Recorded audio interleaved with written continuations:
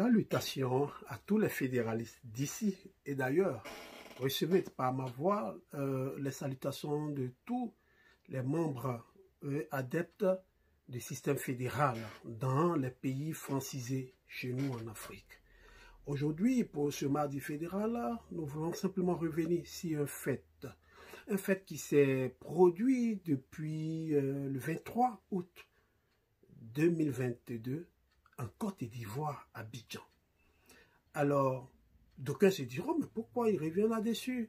Mais parce que cette affaire ne s'est pas solutionnée et c'est dommage que nous puissions entendre un nouveau son de cloche qui justifie cette désolation, qui justifie pour nous cette façon maladroite de faire de la politique dans un État qui se revendique démocratique.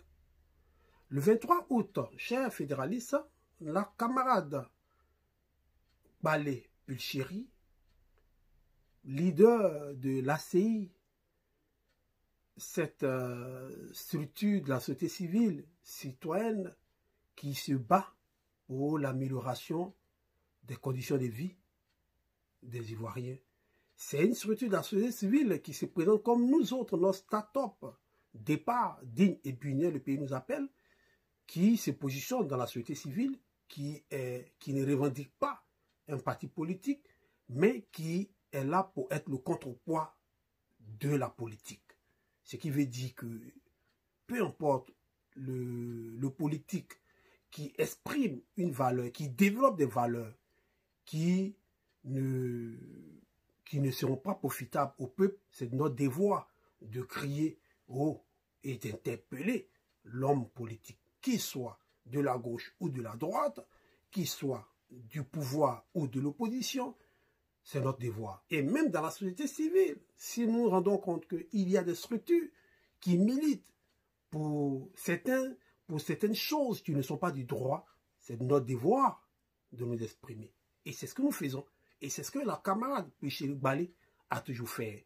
Ce qui lui a valu la perte de son boulot en tant que cadre du bien-être en 2020. En août 2020, elle a été arrêtée pour avoir revendiqué, tout comme nous, le troisième mandat, qui était anticonstitutionnel. Et pour ça, elle a fait des mois, elle s'est en tirée, elle est sortie, et elle a fait le tour pour expliquer réellement les motivations de son organisation. Et elle est restée toujours droit dans ses souliers, dans ses bottes, en parlant des problèmes, en parlant des sujets d'ordre politique, des sujets d'ordre qui touchent la société. Et comme je le dis, le 23 août, elle s'est fait arrêter lorsque elle avait lancé une marche pour la vie chère. Elle avait lancé une marche pour parler de certaines situations sur des concours qui sont payés, les concours maltraités et autres. Mais la grande partie était sur la cherté de la vie. Et nous-mêmes, nous avions dit que nous nous joignons à cela parce que nous nous battons pour le pouvoir d'achat. Et s'il y a un manque de pouvoir d'achat, là où le PIB est bien élevé en Côte d'Ivoire, si on n'a pas un pouvoir d'achat par individu en Côte d'Ivoire, c'est tout simplement parce qu'il y a une inégalité du partage de la richesse, où une minorité, ou 20% de la population bénéficie de 80% de la richesse au détriment de 80% qui n'ont que 20% de la richesse. Et cela c'est défini dans la théorie économique comme une mauvaise gouvernance. Alors, chers fédéralistes, elle a été arrêtée pendant qu'elle avait été appelée pour un voyage qu'elle a effectué au Mali.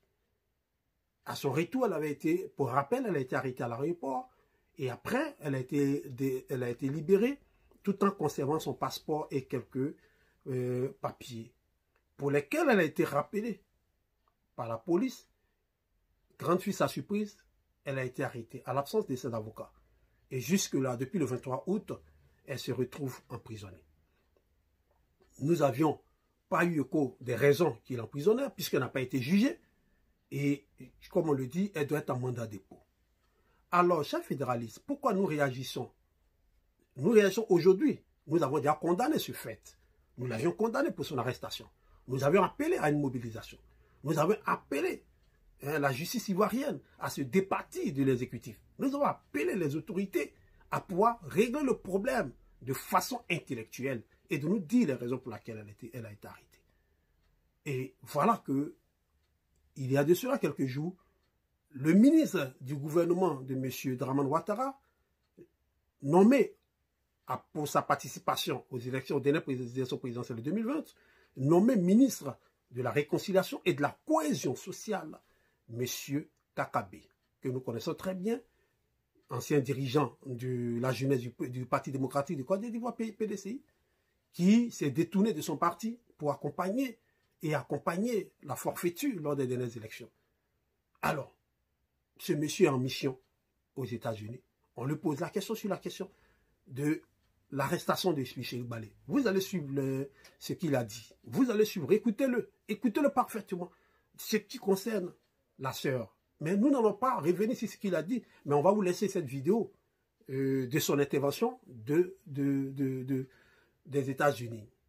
Qu'est-ce qu'il laisse croire? Ce que nous retenons, c'est qu'il n'y a pas de disparité en Côte d'Ivoire entre l'exécutif, entre le parlementaire et le judiciaire. Voici les trois grands pouvoirs dans la République platonienne qui a été créée.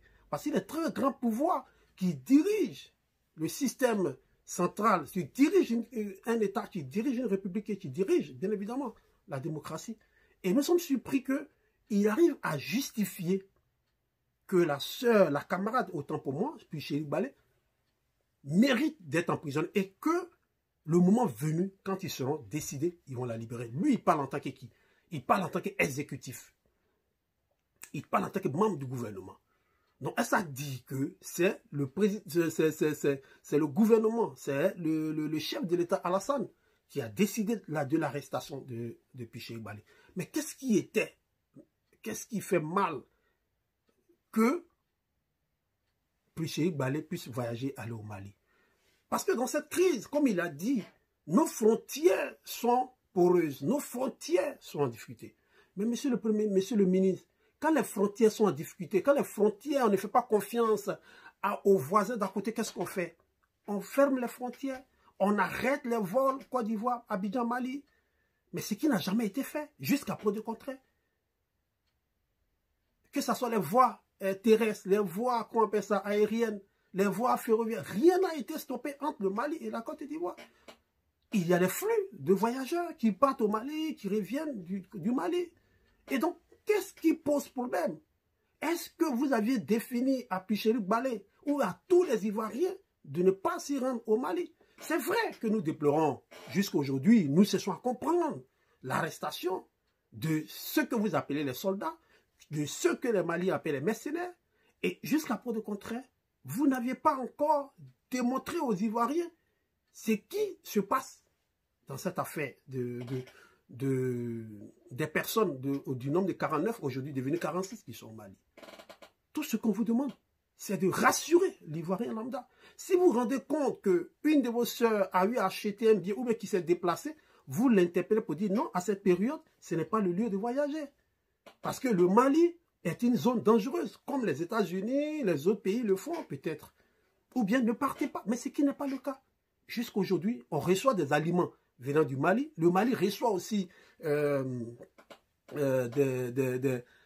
biens en provenance de la Côte d'Ivoire. Et je le dis, nous ne sommes pas en guerre avec le Mali. Nous sommes dans une interprétation avec le Mali. C'est à vous de mener la démarche qu'il faut. Il y a une bonne communauté malienne en Côte d'Ivoire. On peut faire rapprocher la société civile, communauté par communauté. Vous-même qui êtes au régime aujourd'hui, vous vous revendiquez d'être des musulmans. On a une bonne communauté musulmane en Côte d'Ivoire qu'on peut envoyer au Mali pour aller discuter avec les autorités maliennes ou bien avec la communauté musulmane du Mali pour apaiser la situation. Il n'y a pas de feu à la démarche. C'est regrettable que des personnes soient emprisonnées, mais ce n'est pas aujourd'hui qu'on voit des personnes emprisonnées. Vous ne pouvez pas revendiquer la libération des frères qui sont au Mali. Pendant ce temps, vous emprisonnez une sœur qui vient du Mali. Vous dites qu'elle allait poser des pas. En quoi un individu comme elle, je ne la sous-estime pas, hein, elle est capable, je ne le dis pas non, ou bien elle n'est pas capable, je ne la connais pas, je ne peux pas je ne peux pas aussi lui prêter des valeurs. Mais ce que je me dis, vous êtes dans une république, si vous sentez le danger qu'elle représente, vous devez justifier. Ce n'est pas parce qu'elle a traversé la frontière de la Côte d'Ivoire pour aller au Mali qu'elle représente un danger pour le pays. Donc, voilà la démocratie dont nous parlons. Quand nous demandons que nous soyons dans un système fédéral, c'est pour atteindre un niveau de démocratie. C'est pour atteindre un niveau de démocratie. Malgré ce que la Russie est, mais Gérard Depardieu est allé prendre le passeport russe. On ne l'a pas emprisonné en France. On ne l'a pas emprisonné en France. Malgré tout ce qui se passe, il y a des alliés qui se passent, il y a des alliances, il y a des admirations, il y a des admirateurs. Il y a des gens aujourd'hui qui quittent la Russie pour aller aux États-Unis, revendiquer le passeport américain. Mais quand ils retournent en Russie, ils ne sont pas pour autant assassinés. Donc, voilà la démocratie que nous demandons. Voilà la démocratie directe dont nous parlons. On ne peut pas être en train de supporter une certaine galère. On ne peut pas être en train de souffrir. Et pendant ce temps, on a des dirigeants qui sont prêts à ouvrir les prisons pour y mettre des Ivoiriens. Et là, je viens d'apprendre à l'oreillette qu'elle est en train d'être déportée vers une autre prison. Je ne sais pas où. Mais si cela est vrai, je vous demande d'arrêter. Je vous demande d'arrêter. Permettez qu'elle puisse recevoir ses visiteurs. Mais ce que nous, on peut vous demander, c'est simplement de clarifier l'affaire. Monsieur le ministre, vous avez dit que quand vous serez prêt, elle sera libérée. Quand vous serez prêt, c'est quand? Est-ce que la libération d'une Ivoirienne, elle est aussi otage, comme ceux que vous appelez des otages là-bas? Donc, dès qu'ils sont libérés, vous libérez puis chérie. Mais quand vous la libérez, elle ne sert pas au Mali. Elle ne part pas au Mali, elle n'est pas malienne, elle est ivoirienne. Donc, pourquoi maintenir en remplacement des otages de part et d'autre? Nous avions dit, nous autres, nous avons parlé pour dire au chef d'État Goïta de penser réellement, si ce sont des mercenaires, c'est qu'ils ont eu une formation militaire, peut-être ce n'est pas une formation professionnelle, s'ils sont aussi des soldats, mais qui pensent aux frais d'âme, qui pensent aux frais d'âme, et qu'ils envoient une délégation pour pouvoir discuter clairement de la situation. Mais nous, pour l'instant, nous venons ici pour vous dire que ça ne fait pas de la valeur pour la Côte d'Ivoire. Qu'un pays comme la Côte d'Ivoire se retrouve dans une situation pareille où on fait arrêter des civils, où on emprisonne, on augmente le nombre de prisonniers politiques. Non, ça ne fait pas la beauté de la Côte d'Ivoire.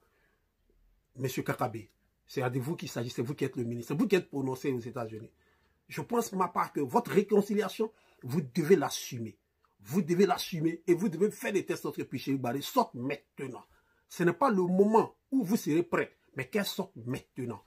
Parce que son combat de la société civile n'est pas à inféoder un combat politique.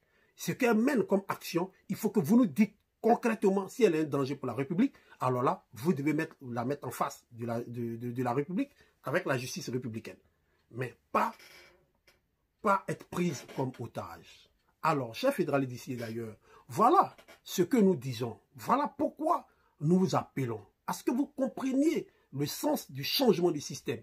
Parce que c'est seul ce système-là qui va nous permettre de vivre dans notre propre pays, d'avoir notre liberté collective, d'avoir notre liberté individuelle, d'avoir notre expression de liberté. Mais sans quoi, nous sommes tous des animaux en cage. Donc, la décision de notre liberté dépendra du chef de l'État, M. Dramane Alassane Ouattara. Nous vous remercions d'avoir suivi cela. Si vous aimez, vous n'avez qu'à cliquer sur le like qui est juste à côté là, vous likez. Si vous avez apprécié, alors abonnez-vous. Abonnez-vous plus haut. Et ensemble, on puisse partager. On puisse partager le fond du système, le fond de la politique à laquelle nous rêvons pour une Afrique meilleure et pour une Côte d'Ivoire stable. À bientôt. Puis a fait là, comme c'est bon, là. Il n'a qu'à les faire aussi, Boga. Ou bien toi-même paye un billet, allons à Abidjan, je te paye le billet si tu veux, va faire la même chose. On ne comprend rien.